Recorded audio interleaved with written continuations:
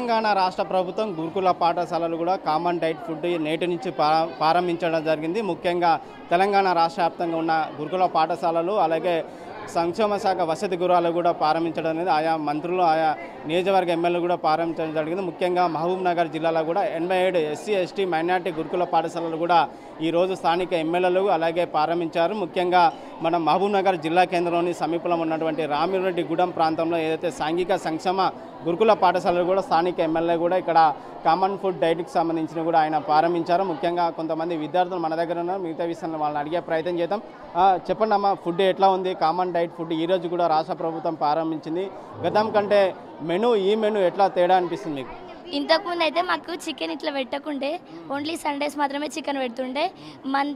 Monthly one time mutton పెడుతుండే, every week chicken పెడుతుండే. ఇప్పుడు మాత్రం monthly 2 times mutton, 4 times chicken పెడుతున్నారు. ఇంకనేమో మార్నింగ్ టైంలో వెజిటేబుల్ చట్నీ పెడుతున్నారు. చాలా పొంగల్ రైస్ చేంజ్ అయింది, పొంగల్ రైస్ లేదు, ఇప్పుడు జీరా రైస్ ఉప్మా వచ్చింది.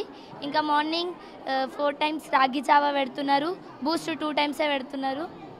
ఇంకా బ్రేక్లో బనానా ఇస్తున్నారు. లంచ్ అయితే chutney with rice, chutney with ghee, dal, rasam పెడుతున్నారు.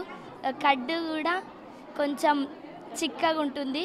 లంచ్లో chicken, bagara rice, meal maker curry, curd, sambar. అంటే గతంలో మెనూ ఎట్లా ఉంటాయి, ఈరోజు కొత్తగా రాష్ట్ర ప్రభుత్వం మెనూ చేంజ్ చేశారు కదా, అప్పటికి ఇప్పటికి తేడా ఏముంది? ఇప్పుడు ఇంకా ఇంక్రీజ్ అయింది ఫుడ్. ఇప్పుడు ఇంకా టేస్టీగా కూడా అనిపిస్తుంది మాకు ఫుడ్. ఇంతకుముందు బ్రేక్లో బనానా ఇవ్వకుండా ఇప్పుడు బ్రేక్లో బనానా ఇస్తున్నారు. అంటే ఈరోజు మొదటి రోజు కూడా ఏమేమి మీకు మెనూ పెట్టారు? మార్నింగ్ జీరా రైస్ విత్ పల్లి చట్నీ, మిల్క్ విత్ బూస్ట్, బ్రేక్లో banana, afternoon bagara rice, chicken తినని వాళ్ళకి meal maker curry, curd, sambar, dal. Right, మీరు చెప్పండి, మీకు మెనూ ఇంతకుముందు ఎట్లా ఉండే, ఇప్పుడు మెనూ ఏ రకంగా పెట్టిండ్రు, మీకు ఈ మెనూ నచ్చిందా?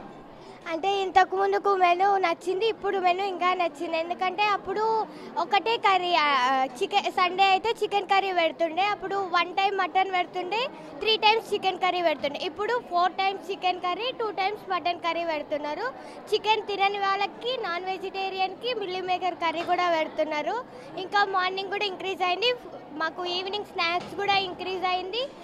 4 సార్లు, అప్పుడు ఒకటేసారి రాగి జావా పెడుతుండే, ఇప్పుడు 4 సార్లు రాగి జావా, 4 సార్లు టీ పెడుతున్నారు సాయంత్రం, ఇంకా 2 సార్లు బూస్ట్ పెడుతున్నారు. ఇంకా మాకు ఫ్రూట్స్ కూడా చాలా ఇస్తున్నారు ఇక్కడ, ఆరెంజ్, గువా, అట్లా చాలా ఫ్రూట్స్ ఇస్తున్నారు. ఇప్పుడు మీరు చెప్పండి అమ్మా, అంటే గతంలో కూడా అంటే గత మెనూ ప్రకారంగా కాకుండా అంటే ఎక్కడెక్కడ జిల్లాలో కూడా కొన్ని స్కూళ్ళ పాఠశాలలో కూడా ఫుడ్ పాయిజన్ అనే ఏర్పాటు జరిగింది.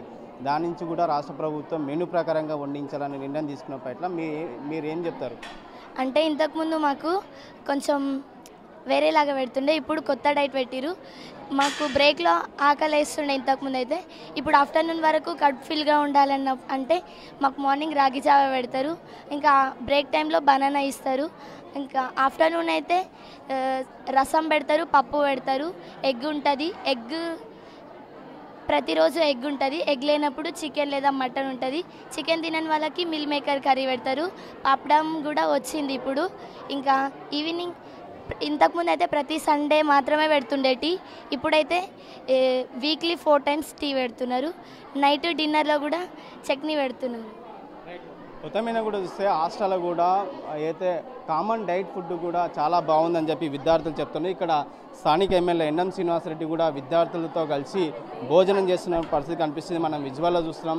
ఇక్కడ గురుకుల పాఠశాలకు సంబంధించిన ఉపాధ్యాయులు, ప్రిన్సిపాల్తో కలిసి ఇక్కడ విద్యార్థులతో కలిసి ఎమ్మెల్యే గారు స్వయంగానే కూర్చొని ఇక్కడ భోజనం చేస్తున్నారు. ముఖ్యంగా విద్యార్థులు కూడా భోజనం చాలా మంచిగా ఉంది.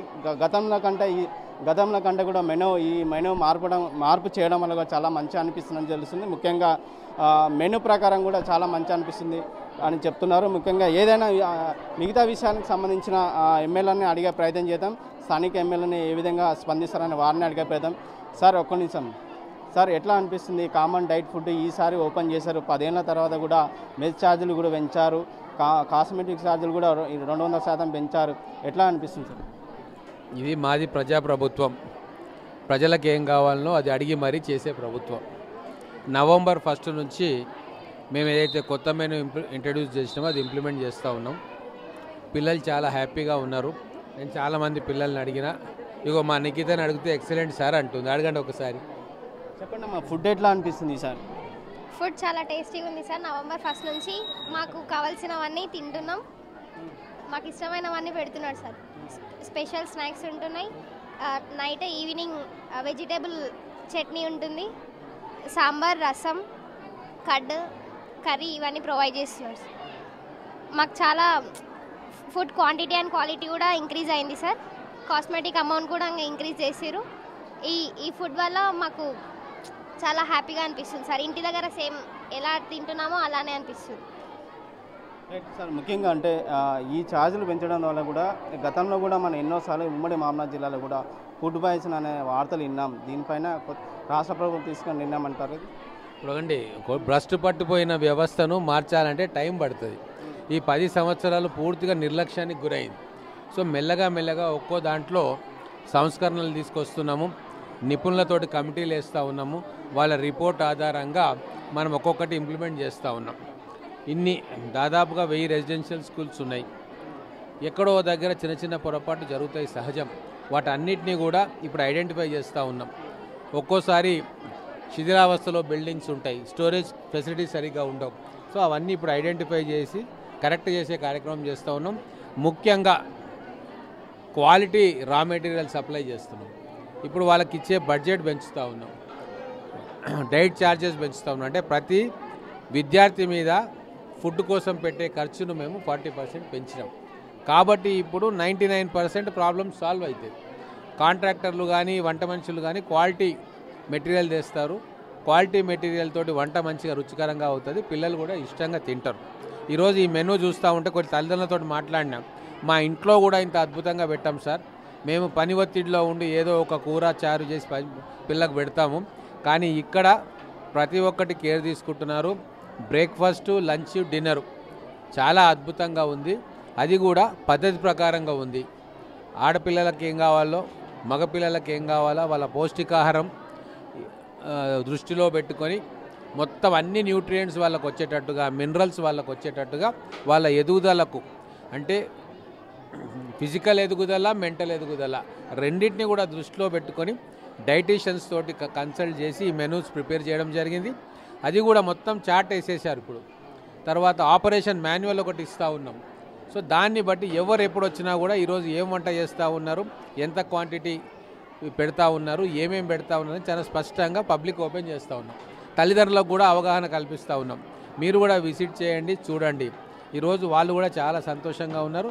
మొత్తానికి మా ప్రజాప్రభుత్వం వచ్చిన తర్వాత 1 year లోపలనే ఇంత మంచి కార్యక్రమం మేము ప్రారంభం చేసుకోవడం అనేది చాలా మంచి పరిణామంగా మేము భావిస్తూ ఉన్నాం. ఈ ఆడపిల్లల మొక్కల్లో ఆ నవ్వులు చూస్తూ ఉంటే, ఆ వెలుగులు చూస్తూ ఉంటే మాకు చాలా తృప్తిగా ఉంది. రైట్, మొత్తం మీద కూడా రాష్ట్ర ప్రభుత్వం ఏడాది పాలన గడిచినప్పుడు కూడా ఏదైతే కామన్ డైట్ ఫుడ్ కూడా సంబంధించి రాష్ట్ర ప్రభుత్వం హర్షణంగా విషయం ఏదైతే చెప్పుకోవచ్చు. ముఖ్యంగా ఈ రాష్ట్ర ప్రభుత్వం ఏదైతే విద్యార్థులకు కావాల్సిన ముందే మెనూ ప్రకారంగా అయితే 3 వీక్స్కి సంబంధించిన మెనూ ప్లాన్ ప్రకారంగా ప్రతిరోజు ఏమేమి వంట చేయాలన్న ప్రకారంగా రూల్ ప్రకారంగా ఏదైతే మెనూను తయారు చేస్తారో ఆ మెనూ ప్రకారంగా రాష్ట్ర వ్యాప్తంగా గురుకుల పాఠశాలలు కావచ్చు, అలాగే వసతి గృహాలు కూడా ఆ మెనూ ప్రకారంగా వంటలు చేస్తారని చెప్తున్నారు ఎమ్మెల్యే గారు. ముఖ్యంగా పిల్లలకు నాణ్యమైన భోజనం వడ్డించడమే మా ప్రభుత్వం లక్ష్యం. గురుకుల పాఠశాల ఉన్నటువంటి పేద ఉన్నటువంటి విద్యార్థులకు మేము ఖచ్చితంగా మా ప్రభుత్వం అండగా ఉంటుంది. వాళ్ళకి నాణ్యమైన భోజన విద్యను అందించే విధంగా మేము కృషి చేస్తాం. ముఖ్యంగా విద్యా శాఖకు సంబంధించిన భారీ ఎత్తున నిధులు కేటాయించడం, ఈ నిధులు కేటాయించడంతో విద్యార్థులకు కావాల్సిన వసతులు కల్పించి మెరుగైన భోజనం విద్యను అందించే దిశగా మేము పనిచేస్తామని చెప్పి స్థానిక ఎమ్మెల్యే తెలియజేసిన పరిస్థితి కనిపిస్తుంది. రామకొండ, RTV, మహబూబ్ నగర్. మరిన్ని వీడియోస్ కోసం ఛానల్ ని సబ్స్క్రైబ్ చేయండి. లేటెస్ట్ అప్డేట్స్ కోసం వాట్సాప్ ఛానల్ ని ఫాలో అవ్వండి. ఆ లింక్ డిస్క్రిప్షన్ లో ఉంది.